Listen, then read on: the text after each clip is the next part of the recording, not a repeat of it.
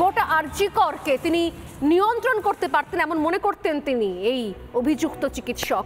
এত কিছু ঘটে গেছে, এরপরও মণিশঙ্কর বাবু, মমতা বন্দ্যোপাধ্যায় কার সঙ্গে কার বিরুদ্ধে রাস্তায় নেমে আজকে বিচার চাই বলছেন। আমরা প্রশ্ন তুলতে পারি না?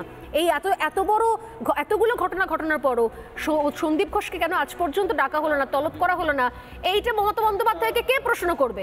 সরকার যখন চলে এবং সেই সরকারের কিছু যদি দুর্নীতি থাকে, কিছু অন্যায় থাকে এবং সরকার যদি নীতিভ্রষ্ট হয়, সেইগুলো বিরোধী দলনেতা বা বিরোধী দল বা সাধারণ মানুষ যারা মনে করবেন তারা যদি সেই বিরুদ্ধে সোচ্চার হয়, তবে একটা কনস্ট্রাকটিভ ডিসকাশন হয় এবং তবেই একটা সরকার ঠিকমতো চলতে পারে। সেটা তো খুব ভালো জিনিস, প্রশ্ন করার অধিকার তো আপনার আছে। আমার কথা হচ্ছে বিরোধীদের কথা বলছি না, আমি বলছি মমতা বন্দ্যোপাধ্যায় প্রশ্ন করছেন মমতা বন্দ্যোপাধ্যায়কে। আমি বলছি কেন বলছি, এইবার কথা হচ্ছে যে আমরা কিন্তু এতদিন ধরে যেটা আছি, 8 তারিখে ঘটনাটা ঘটেছে, 9 তারিখ থেকে শুধুমাত্র মেয়েটিকে নিয়ে ওনার বিচারটা যাতে হয় সেই প্রশ্নে কিন্তু আমরা খুব স্ট্রিক্ট ছিলাম, এখনো আছি। অভ্রর মতো যারা আরো এক্সপার্ট, যারা এক্সপার্ট আছে, তারা যেগুলো বলছিলেন সেগুলোকে মান্যতা দিয়েই কিন্তু হাইকোর্ট সিবিআই অর্ডারটা দিয়েছে। যেগুলো বলছিলেন যে একে অ্যারেস্ট করা হয়নি কেন, তলব করা হয়নি কেন, তিনি কেন পুলিশ কমিশনার মনে করেন যে সিবিআই বেটার কলকাতা পুলিশের থেকে? একটু বলতে দিন, 3 মিনিট বললো, কিছু বললেন না। আমাকে বলতে দিন। আপনি তো বলছেন, আমি প্রশ্ন করছি, আপনি বলছেন অভ্র মাঝখানে ঢোকেনি, অরিত্র ঢোকেনি, আমি উত্তর দিয়ে যাব। দুটো তিনটে প্রশ্ন আপনি বলেন যে সিবিআই তাহলে বেটার কলকাতা পুলিশের থেকে? তাহলে আমাকে এক্সপ্লেন করতে দিন একটু। আমি বলছি যে আমরা চাই একটি মেয়ের তার বিচার পাক, সেটা যে বেটার তার কাছেই যাবে। এইবার ঘটনাটা ঘটার পরে যে ঘটনাগুলো ঘটলো, মানে যেগুলো প্রশ্নগুলো এলো, তাতে আপনার আমার সবার মনে যে সন্দেহগুলো এসছে সেটার মানে একদম মানে তর্ক নেই সেই নিয়ে কোনো, যে হ্যাঁ সব তর্কগুলো এসছে। একটা মেয়ের এইভাবে মারা গেছে, তাতে একাধিক ব্যক্তি জড়িত, কেন আত্মহত্যার তত্ত্বটা বললো, কেন যিনি প্রধান একটা ইনস্টিটিউশনে তাকে কেন তলব করা হলো না, এটা তো জাস্টিফাইড কোশ্চেন। মানে এগুলো তো আমারও আপনার সবাই আছে। না না, আমিও দাবি করছি একদম। এইবার আমি বলছি যে আপনি বলছেন যিনি ডাক্তারকে প্রশ্ন করলেন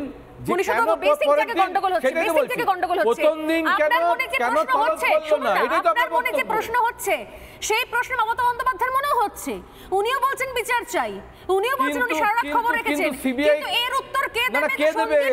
কেন উনি প্রমোশন দিলেন? ঠিকই তো বলছেন, কারণ বলছে আপনি যখন প্রশ্ন করছেন কেন পরের দিন তাকে তলব করা হলো না, আপনি যিনি ডাক্তারবাবুকে নিলেন তিনি বলছেন কেন ওকে আটক করা হলো না।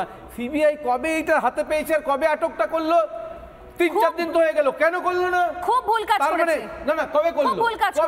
তার মানে সিবিআই আটক করেনি, আমি শুনুন না, সিবিআই আটক করেনি, মারাত্মক কাজ করেছে। আরে দাদা, সিবিআই ইডি তো এটা ফালতু কাজ করেই, আপনারা তো ফালতু কাজ কেন? আমি তো মান্যতা দিই। আপনি মনে করেন ফালতু? পুলিশ কি করেছে? পুলিশ তো অন্যায় করেছে, ঠিকমতো তদন্ত করেনি বলে তো সিবিআই কে দিয়েছে।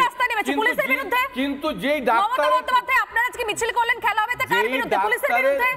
পুলিশের বিরুদ্ধে তৃণমূলের পুলিশ মন্ত্রী, পুলিশ মন্ত্রী বক্তব্যটা হচ্ছে সিবিআই যেন এমন ভাবে তদন্ত করে আমরা ফাঁসি দেখতে চাই।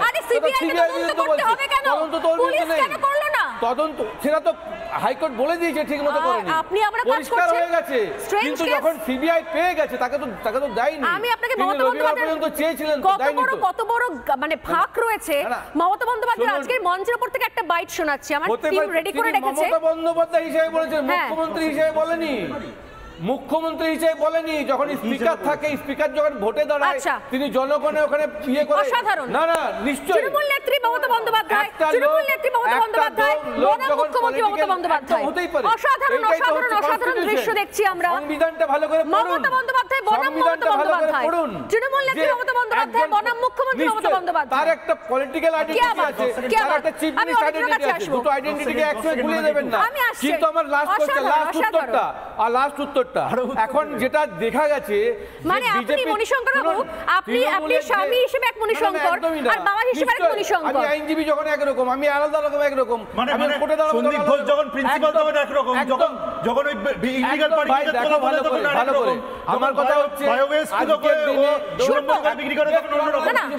এক সেকেন্ড অরিত্রর কাছে আসবো, এক সেকেন্ড অরিত্রর কাছে আসবো। আমি আপনি শেষ কথা মমতা বলে দিয়েছেন, মমতা বন্দ্যোপাধ্যায় বলে দিয়েছেন। ফাঁসির পক্ষে তিনি সওয়াল করে কি বলেছেন একবার শোনাও টিম।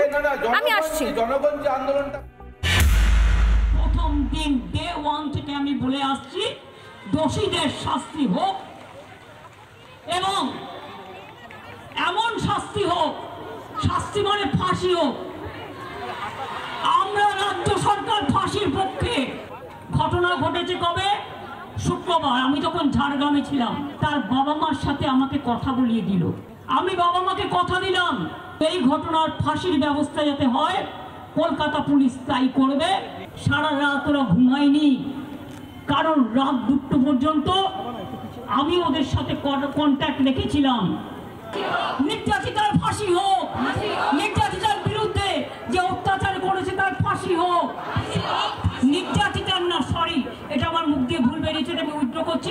নির্যাতিতা মানে ধর্ষিতাদের ফাঁসি হোক, দোষীদের ফাঁসি হোক, খুনিদের ফাঁসি হোক। ওই যে বলে মমতা বন্দ্যোপাধ্যায় বনাম মমতা বন্দ্যোপাধ্যায়, আবার বলতে গিয়ে নির্যাতিতার ফাঁসি হোক বলে ফেলেছিলেন, আবার সেটাকে উইথড্র করেছেন। আমার প্রশ্ন অরিত্র, যে এই ধরনের ফাঁসি চাই বলার পর তিনি বলছেন সারা রাত তিনি খবর নিয়েছেন, সারা রাত তিনি প্রতি সেকেন্ডে ফোন করেছেন, খবর নিয়েছেন। ঘটনা ঘটেছে আজকে এতদিন আগে, পুলিশ নাকি 90% কাজ করে ফেলেছেন। যদি সারা রাত তিনি খবর নিয়ে থাকেন, আমার প্রশ্ন মাননীয় আপনাকে, আপনি আপনার বিরুদ্ধে লড়াই করছেন, বাড়ির সামনে দাঁড়িয়ে আয়নাটা দেখুন, আয়না দেখে লড়াই করুন, কোনো আপত্তি নেই। রাস্তায় নেমে লড়াই করছেন, তাই প্রশ্নগুলো শুনতে হবে আপনাকে। সারা রাত ধরে যদি খবর নিয়ে থাকেন, তাহলে কেন 3 থেকে 4 ঘন্টা ওই অভয়ার বাবা মাকে বসে থাকতে হলো? কেন তার মেয়ের দেহটাকে দেখতে দেওয়া হলো না? কেন পুলিশ দেহটা নিয়ে হাইজ্যাক করে চলে গেল? কেন পোস্টমর্টেম রিপোর্ট সামনে নিয়ে আসা হলো না?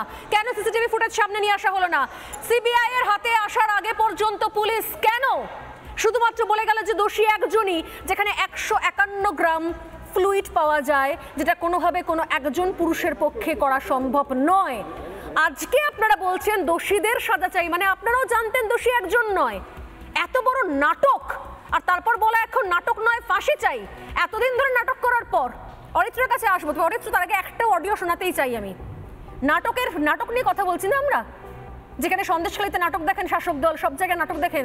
আজকে আপনাদেরকে একটা নাটক এবং নাটক দেখাতে গিয়ে মারাত্মক ভুল, যাতে গ্রেপ্তারও হয়ে যেতে পারেন রচনা, সেরকম একটা নমুনা দেখাই, দেখুন।